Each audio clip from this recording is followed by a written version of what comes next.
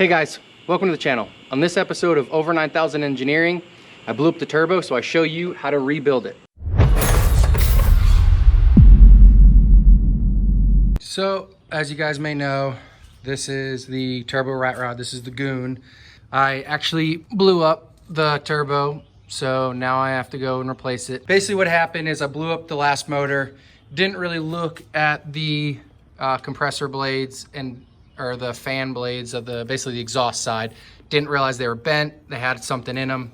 Turned it on, ran it for about 5 or 6 street poles, and well, blew it up. So this was all messed up in here. So what I did is, you can kind of see, I kind of came in with some Scotch-Brite, sanded it down, smoothed it out a little bit, and took the front off. These are the main pieces of it that are inside. I kind of took it apart so it'd be easy to take a look at. There was some hits in here. You can see what I did is I kind of, again, took some Scotch-Brite, sanded it down. Should be fine. It's not going to be perfect, but I'm not making that much boost. Same thing right here. You can see these edges. They took a little bit of beating, but not the end of the world. This is the worst part right here. You can see that all these blades have been bent, messed up. So obviously it had to be repaired. There's some scoring right here, some discoloration. If you can see that nice bluing. Not really what you want, but not the end of the world. The rest of the parts aren't too bad, but because of all that, because there's so much messed up, it wasn't possible to really rebuild. So the best thing to do was, of course, get a new center section. So brand new piece, all brand new blades. As you can see, this one's really not bad at all. A lot better than what I was working with before. Show you the difference. So should be a little bit better. So these aren't too hard to rebuild. It's not the end of the world. It's pretty easy. When everything's really built for you, this is really, really easy. The only thing you want to do is just make sure everything's good and tight. It comes balanced. I can see that there's a little nick right here. This whole center section is balanced. The other thing I noticed that I did that is probably maybe what caused some of the issues with the cooling is I used one of these. I used a restrictor, and you don't really want to use a restrictor when you're using this type of turbo. I'm going to get the pieces now. This is what's called the journal bearing. It's kind of got a brass bearing on both sides. You really want it to flow. A lot of people use like a -4. Some guys even go down to a -3. I'm just going to use an unrestricted -4. So that's what I'm going to put right on top. And then my bottom is what it always was, which was -10. So I'm going to install that. Should be pretty easy. I'm going to reuse most of the stuff. I'm going to try to find some old gaskets and put those on. But in the meantime, I'll kind of show you how to put on the head. Pretty simple. Kind of want to look it over, make sure there's no debris in it. Got a little bit of stuff on the inside. Just clean it up. I got some like brake cleaner on this, so it helps just clean up and grab everything. The other thing I did might be hard to see. So there's some holes inside there. So you can see actually this one is for the bung here. There was a couple of little pieces of debris. I actually went in there with a rotary and kind of cleaned them up. It's not the end of the world. I don't think they're ever gonna fall out. So there's one in here. So it was way, way in there. You can kind of see right there. Yep, right there. Was just a little bit of debris, kind of like a piece. What I did is I put a punch, threw the punch through it, hammered it, and then grabbed it and then grinded it on the inside. Grinded it? Yeah, one of those words. So this is pretty simple. Kind of flip this over and plop it in. Spins nice and free. You make sure you doesn't want to hit. I try to keep everything organized. You can see this is my exhaust stuff, and this is the kind of the intake side. So again, clean it off. Nothing really hard here. I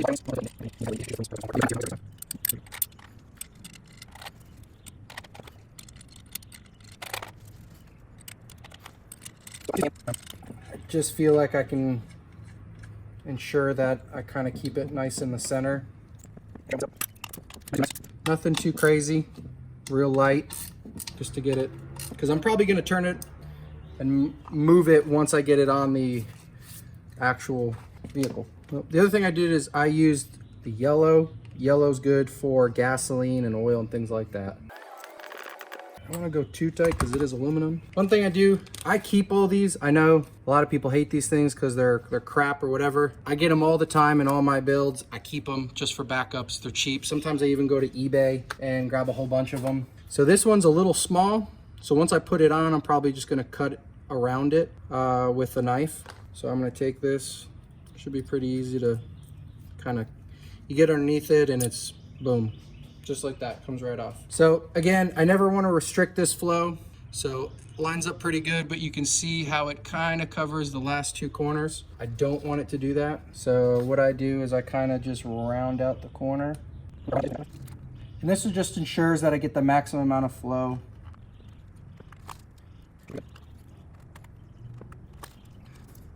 Now you can see there's not really much of a lip. A little bit better. Easy enough. Some people just use a little bit of gasket. So here's a perfect example. This is hitting this. So that's why I keep it nice and loose. I don't keep it real too tight. So you can always turn it.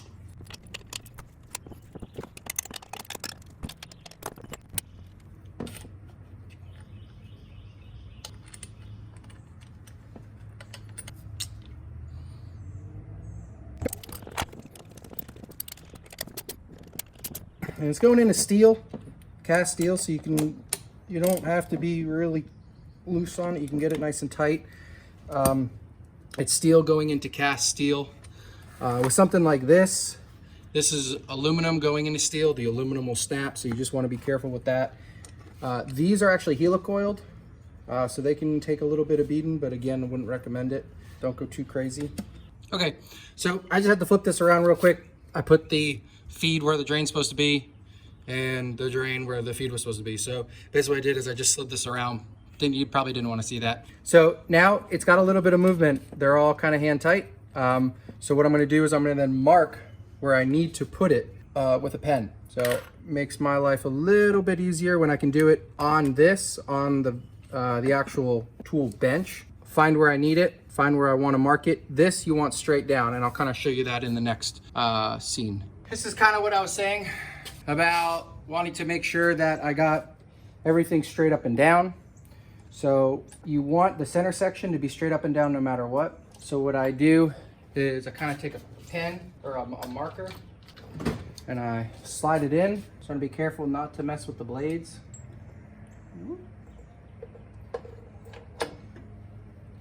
And then the center section. Turn the center section, basically you want it straight up and down. So the center section, and then I mark it on the inside. And then I notice that I gotta turn the compressor side, or the intake side, just a little bit to line up. So make sure all these are just kind of hand tight or loose, and just kind of rock this a little bit.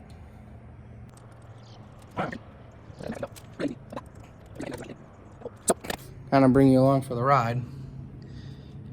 See that right in there? That, my drain, is actually hitting this bolt. So I gotta figure out a way to make that not happen. I'll be back. The bad news is that the drain is here. This needs to be pretty much like this. So in order for that to happen, it's kind of hitting. So I'm gonna try to nick this down a little bit and see if I can round this. Worst case, I actually take all this off, cut it, TIG it, use some aluminum, and kind of round this off. But we'll see if I can just grind it away. Okay, so what I did is I kind of took, you can see a little bit, I just took that edge off, kind of ground it down, so hopefully it works. Let's see.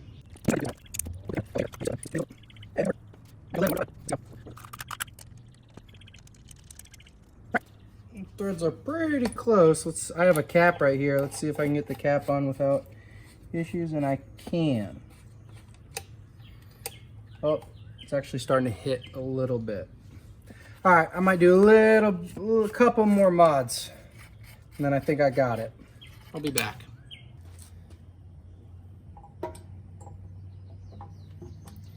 Be careful not to mess with the blades. Try not to hit them. I'll turn this way. So if you look, you can see how that kind of takes a weird jump. And the reason is those two bolts are hitting. Well, that was weird. That was very strange why that just fell. So there they are, those two bolts. That right there. I'm gonna try to use it right there.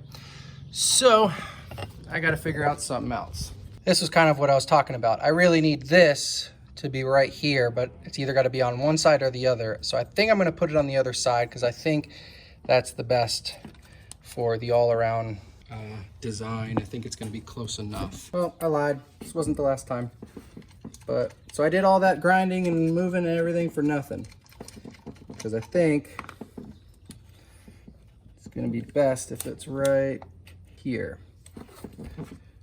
And I'll just put it as close as I can. So first things first. You always got to mess with it a little bit. Try to find the best place for it to go. I just got to keep room now for this. So I'm just going to line it up, put this in, and kind of tighten these all down by hand. That ensures it's not really going to move too much. And then what you always want to do is you always want to keep spinning it. Make sure that it's in the center. You didn't bind anything.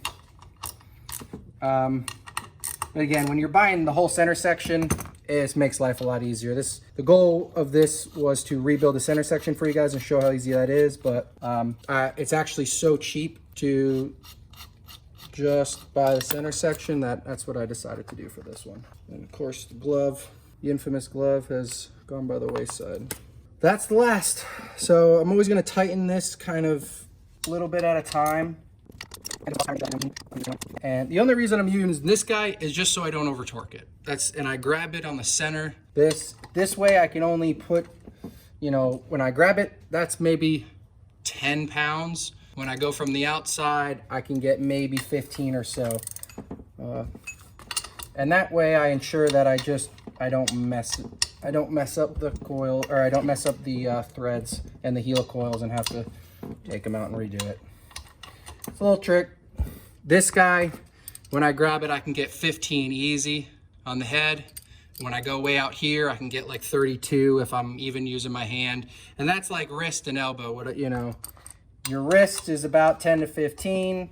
Once you start using your elbow, like I do this, and then I start pushing, at that point I'm starting to use my elbow. That's when you can get a lot more in the 25s and 30s. And after you do it, you kind of just feel. You'll get an idea of how much is enough, if that makes sense. All right, one good spin, looking good. For the last time, I say that, and so I'm probably gonna redo it again. But let's see. All right, so I have this clocked as best I can. You see the bolts right there, so I probably decided to put the drain on the left side, or I guess passenger side rather than driver's side. So let's install it.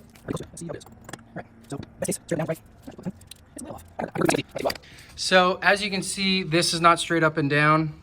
This is not straight up and down. You can see my little marks I put. So if I turn it, it becomes a little up and down, but I can't turn it because these aren't perfect. You can see right here, there's a little lip. But I'm gonna mess with this and kind of try to get it as close as I can. And she should be ready to rock and roll. So I tightened it all up. As you can see, it's not exactly perfect, but again, I'm gonna mess with that boot and kind of make it angle. I might even mess with some of these, make this a little shorter to kind of get exactly what I want. I clocked it a little bit off. I tried to cheat maybe a degree or two. I think that's okay.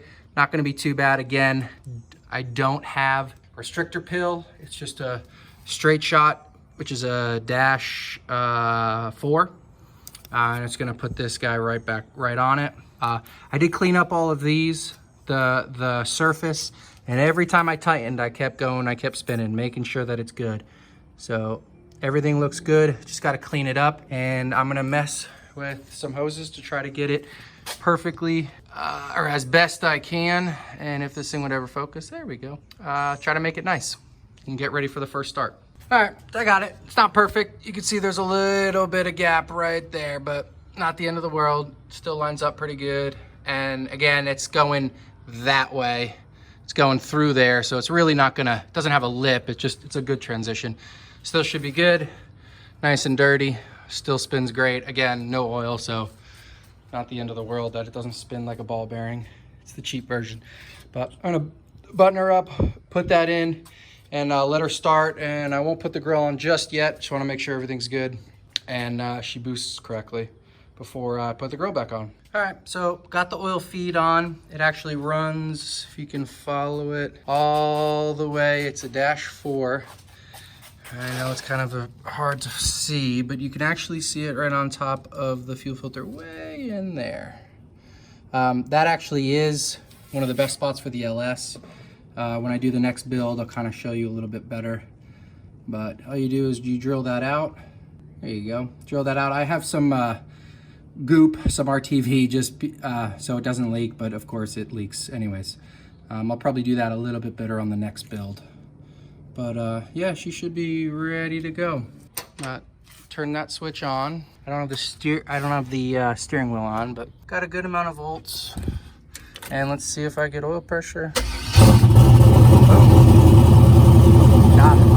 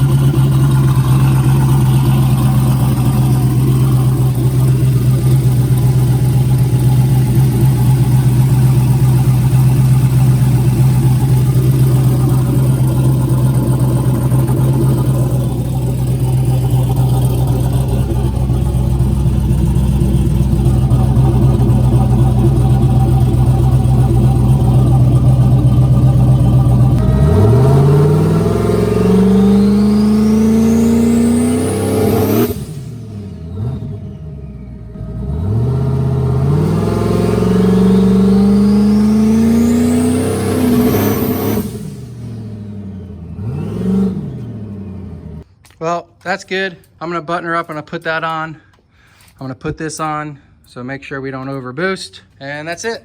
All right, see you guys next time.